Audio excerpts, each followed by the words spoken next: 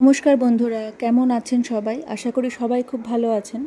গতকাল ছিল উল্টো রথ, মানে আমাদের জগন্নাথ দেবের বাড়ি ফেরার পালা।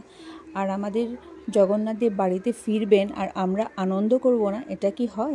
সেই জন্য আমার খুবই প্রিয় ভাই এবং বন্ধু দেব ও জিতের ডাকে পৌঁছে গিয়েছিলাম মর্যাদা রাজঘরানা। মর্যাদা রাজঘরানা তো কাউকে চেনানোর প্রয়োজন নেই, যারা শিলিগুড়িতে থাকেন তারা প্রায় প্রত্যেকেই জানেন মর্যাদাটা কি। আর এর আগে আমার ব্লগেও আপনারা দেখেছেন, মর্যাদার ভিডিওস সেখানে আছে। তো যাই হোক, আমরা ওখানে পৌঁছানোর পর ঠাকুরের এত সুন্দর শৃঙ্গার এবং এত সুন্দর আয়োজন দেখে সত্যি মুগ্ধ হয়ে গিয়েছিলাম।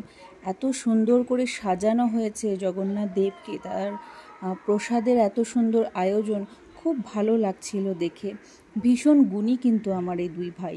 ঠাকুরের ভোগের পিঠে পায়েস থেকে শুরু করে অন্নপ্রসাদ সিন্নি সবই ওদের দুজনের নিজে হাতে তৈরি করা। ভীষণ নিষ্ঠার সাথে ওরা এই পুজোটা করে। ওখানে পৌঁছে আমাদের মর্যাদা ফ্যামিলির আরেকজন মেম্বারের সাথে দেখা হলো। সে হচ্ছে রাধিয়া। দেখুন, জিতের কোলে বসে আছে রাধিয়া। যেমন মিষ্টি নাম, তেমনই মিষ্টি ছোট্ট সোনাটা। কাকাইয়ের কোলে বসে কি সুন্দর খেলছিল আর মুচকি মুচকি হাসছিল। ওখানে গিয়ে আরেকটা জিনিস খুব ভালো লাগলো, যে অনেক পরিচিত মুখের সাথে ওখানে দেখা হলো, যাদের সাথে অনেক দিন দেখা হয় না তাদের সাথে ওখানে গিয়ে দেখা হলো। আমার ভীষণ প্রিয় মানুষজন, তাদের প্রত্যেকের সাথে ওখানে দেখা হলো। আর এই যে দেখুন, দেব সবার জন্য ওখানে পান বানাতে বসে গেছে। আর এই যে আমাদের প্রিয় নানি বৌদি, সেখানে গিয়ে নানি বৌদির সাথেও দেখা হলো। নানি বৌদিও ওখানে ছিল, পুজোর আয়োজনে নানি বৌদিও ছিল অনেকক্ষণ থেকেই ওখানে। আবার ফিরে আসলাম দেবের দিকে।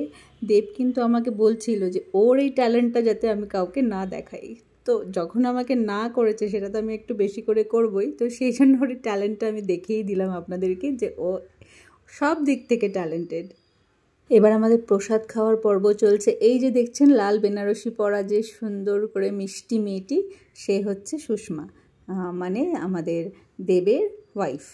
খুব মিষ্টি একটি মেয়ে, খুব কাজের এবং ভীষণ চটপটে।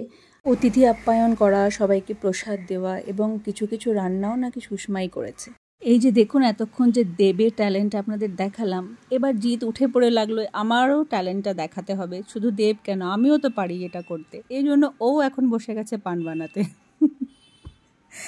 আর এদিকে সবাইকে দেখুন প্রসাদ দেওয়া হচ্ছে। এই দেখুন ব্লু শাড়ি পরা যে যিনি দাঁড়িয়ে আছেন, উনি হলেন রীতা কাকিমা, আমাদের প্রিয় রীতা কাকিমা, মানে জিতের মা। কাকিমাও ওখানে অতিথি আপ্যায়নে লেগেছিলেন, কাকিমাও ওখানে সবাইকে প্রসাদ দিচ্ছিলেন। আর দেখুন কি মিষ্টি লাগছে কাকিমাকে দেখতেও, খুব সুন্দর সেজেছিলেন উনি। ইভেন মর্যাদা ফ্যামিলির প্রত্যেককে খুব সুন্দর লাগছিল, সেটা আপনারা দেখতেই পাচ্ছেন। মর্যাদার কালেকশনস পরে আছেন সবাই, তো মর্যাদার কালেকশনস বলে কথা, সুন্দর তো লাগতেই হবে। তো সেই জন্য সবাইকে ভীষণ ভালো লাগছিল। এই যে সুষমাকে দেখুন কি ভালো লাগছে, রেড একটা বেনারসি পরেছে, খুব মিষ্টি একটা মেয়ে। আর আমাদেরও প্রসাদ খাওয়া হয়ে গেছে, এখন বাড়ি ফেরার পালা। খুব ভালো লাগলো আজকে সবার সাথে দেখা হয়ে। আশা করি আপনাদেরও আজকের ব্লগটি খুব ভালো লেগেছে। যদি ভালো লেগে থাকে তাহলে অবশ্যই একটি লাইক করে দেবেন এবং ফলো করবেন আমার পেজটি।